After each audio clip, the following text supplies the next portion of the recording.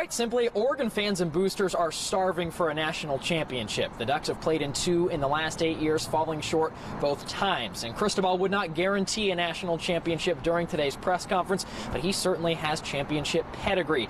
You might have heard of Nick Saban. He coaches down in Tuscaloosa, arguably the greatest college coach to ever do it. That's where Cristobal spent the previous 4 years before coming to Eugene. In 2010, Thomas Tyner was a sophomore at Aloha High School, and he played in the 6A state championship game right here at Reser Stadium. He played well, and Aloha brought home a state title. Now, nearly 7 years, 2 schools, and 1 retirement later, Tyner is back at Reser Stadium as a member of the Oregon State Beavers. Guys, I actually have the game ball with me right here. As you can see, pretty cool. It has the KYAU Cancer Fund emblem on it. This is really the game ball. I got to run back and return to the scores table in just a second. And we're about 30 minutes away from tip-off. Ruthie Hebert and Sabrina Ionescu grabbed the headlines nationally, but tonight, might it be a bench player who makes the difference? Good evening from high above Spokane Falls in eastern Washington, a place with great history. You know, in a season of firsts, as described by head coach Kelly Graves, Oregon is just 1 game away from making more history themselves. It's pretty simple. Beat Notre Dame tomorrow in the Elite Eight, and the Ducks will advance to the Final Four for the first time ever. After winning their first 4 games of the season by an average of about 33 points, Oregon basketball faced its first real test last night here in the first round of the PK80 tournament in Portland. It's no secret that Oregon State has been one of the worst passing offenses in all of college football since Gary Anderson took over here at OSU. So now that fall camp's underway, it's up to a trio of quarterback contenders in Jake Luton, Marcus McMaryion, and Darryl Garrettson to help turn that around. Now, Luton's 6'7" frame and success at the junior college level a year ago makes him the favorite. I'm trying to stay woke here on these outfield bleachers. Pac-12 Player of the Year Nick Madrigal literally just hit 2 home runs right over my head here in right center as the Beavers are currently taking batting practice. He even calls her Miss March because of how well she plays in the NCAA tournament. If she gives Oregon good production tonight, they have a very strong shot at advancing to their first ever Final Four. Sabrina Ionescu said today, though, Oregon does not feel like an underdog, even though Notre Dame is the 1 seed. And Kelly Graves said, as far as, you know, the history between the programs, Notre Dame's been to 7 Final Fours and 9 Elite Eights to Oregon's just 2 Elite Eights and 0 Final Fours. That doesn't make much of a difference to the current players. It's a top 6 battle in the state with the Southwest Conference title on the line. Number 6 South Medford at number 4 Sheldon. And what makes this game so interesting isn't just that the conference title is on the line, but how much Division I talent will be on the football field tonight. You know, Oregon hasn't lost a game since Super Bowl Sunday. It's a pretty remarkable stat. The last time they did lose, Stanford's Brittany McPhee went off for a career-high 33 points. But since then, the team's defense has really improved. Kelly Graves has taken note of that, been very vocal that defense will be the key to Oregon's tournament run. We're about a half an hour away from the biggest women's college basketball game in Matthew Knight Arena history when Kelly Graves and the number 8 Ducks host number 10 UCLA. And check it out, guys. The first 500 students that come to the game get this shirt for free. In the last decade or so, it's been all about fast, hard finish. You know, that was a Chip Kelly thing, win the day. Is Oregon still going to be fast, or are you guys going to be physical in the trenches? Because one of the knocks on Oregon nationally, and I don't know how you guys perceived it at Alabama, was that Oregon was, you know, really fast, great skill position players, but in the trenches, you could kind of get to them.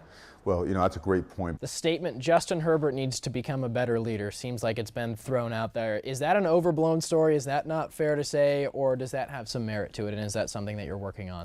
I think it's got some meaning behind it. Sabrina Ionescu and triple-double has kind of become synonymous, or at least locally, just given everything that you've accomplished in that space recently. You know, you break the record all-time for Oregon as a freshman. You break the NCAA record this year. How? I mean, I guess that's just the basic question. How do these triple-doubles happen? I don't really know. I don't ever try. Like, I don't really try. Okay, on your Twitter page, the pinned tweet that you have is you falling over during that free throw against Ole Miss. And then the caption was, I wrote it down, me, don't fall for him. You could do so much better. Also me. And then, and then you falling over.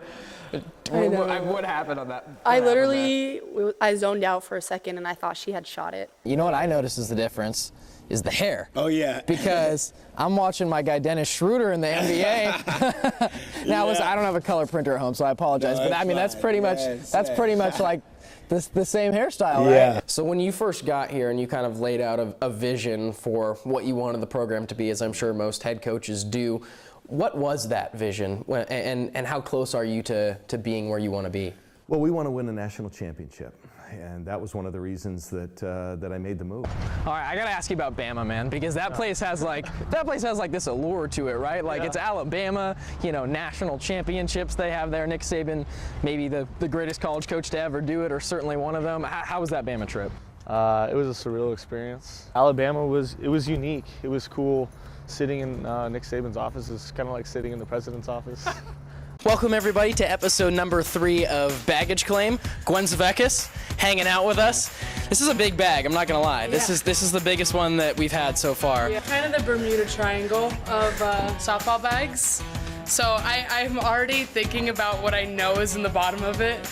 And it's making me laugh because people are gonna think that I'm like a hoarder. Sydney, your step back 3 is incredible, but okay, outside of kind of what you do on the court as far as a basketball player, you're definitely like the alpha of this team, right? I mean, you're the leader in the huddle, you're leading the charge. Come on now. I mean, sure. No, I mean, with some of the experience you lost last year, though. Remember you mentioned Hunter and some of these other players as well. Was there a point during the season or maybe the preseason where you kind of thought to yourself, all right, I need to be this team's leader on the court in order for us to kind of accomplish what we want to do? Yeah, I think early on in preseason play, there were a few moments where we were all adjusting to new roles. All right, Dylan, I think that you are one of the most fascinating stories in college basketball. I mean, for 6 years, 3 schools, you're sitting out a year for a transfer, sitting out a year for injuries, and that's just your college journey, right?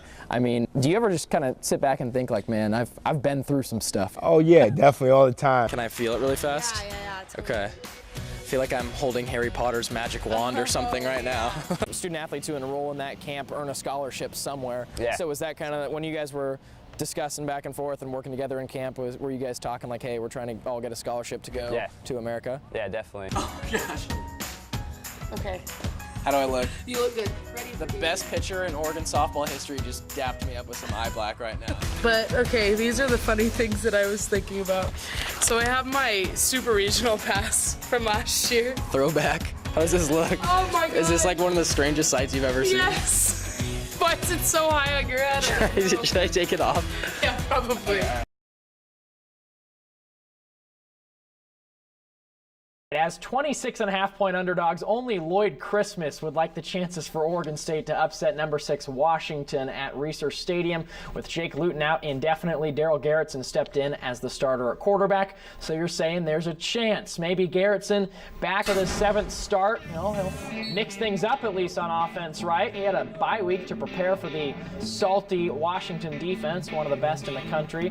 His counterpart, Jake Browning. Dad played quarterback at Oregon State back in the day. Had a pretty good mustache, too. That was a storyline during the week. They called it the Rodent Bowl Saturday night at Research. It was a battle between Gophers and Beavers in Corvallis, and it rained most of the game, so you would think advantage Beavers given their comfort with water, right? But PJ Fleck brought his own oars to Corvallis. Oregon State would rock their 11-strong jerseys. Beavers actually a 2.5-point favorite in Vegas in this matchup. That is a Christmas present to those of you in the betting world. Willie Taggart calls him the real deal Holyfield. Corey Hall calls him a third running back in the backfield. Arizona's Khalil Tate has gone from a second stringer in the desert to college football's Heisman darling. This dude has 5,000 rushing yards and 64 total touchdowns. Don't you ever question how respected Royce Freeman is in that locker room. No one is respected more by the Oregon players, the team, and the coaching staff than Royce Freeman. I thought that criticism from those ESPN guys was just unwarranted and kind of uneducated, to be honest. My biggest thing with Washington State, I know the offense gets all the praise. I think the defense could arguably be the best part of their team, especially that D-line. We've praised Alex Grinch on this show for a long time as one of the hot names who's a coordinator out there in college football.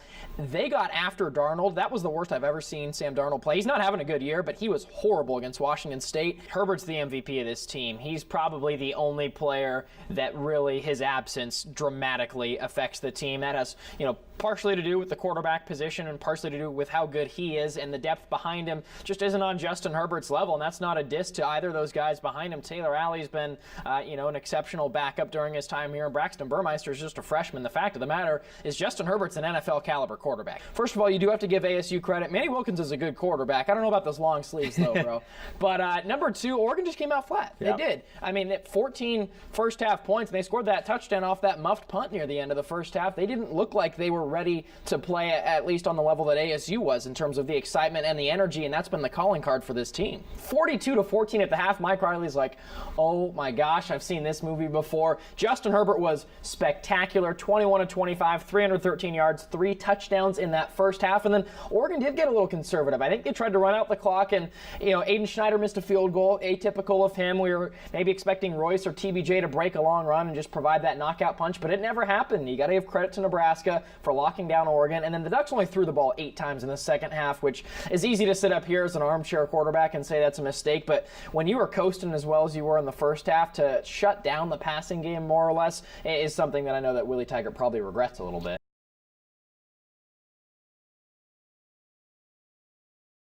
As 26.5-point underdogs, only Lloyd Christmas would like the chances for Oregon State to upset number 6 Washington at Research Stadium. 21 NFL scouts were in Laramie, Wyoming today for Oregon's game against the Cowboys, and presumably the majority of those scouts were there to watch Wyoming quarterback Josh Allen. But by game's end, it was the quarterback on the other side, Oregon's Justin Herbert, who impressed the most. A college football Saturday that began with Lee Corso dressed as Lady Liberty in New York City ended with some Pac-12 after dark. They called it the Rodent Bowl Saturday night at Research. It was a battle between Gophers and Beavers in Corvallis, and it rained most of the game, so you would think advantage Beavers given their comfort with water, right? But PJ Fleck brought his own oars to Corvallis. Willie Taggart calls him the real deal Holyfield. Corey Hall calls him a third running back in the backfield. Arizona's Khalil Tate has gone from a second stringer in the desert to college football's Heisman darling. The return of former Oregon wide receiver Darren Carrington